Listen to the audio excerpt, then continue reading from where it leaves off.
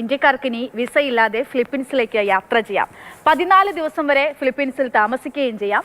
വിനോദസഞ്ചാരത്തിന് എത്തുന്നവർക്ക് മാത്രമായിരിക്കും ഈ ഇളവ് ലഭിക്കുകയെന്ന് UAE-യിലെ ഫിലിപ്പീൻസ് എംബസി അറിയിച്ചു.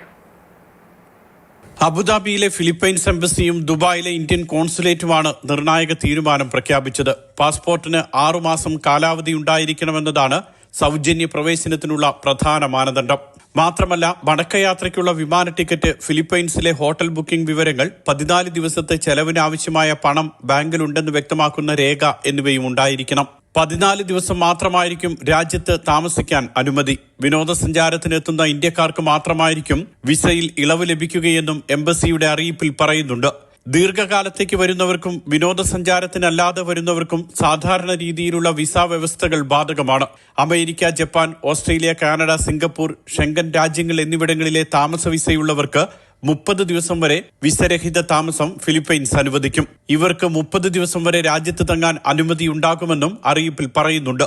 Mathrubhumi news, Dubai.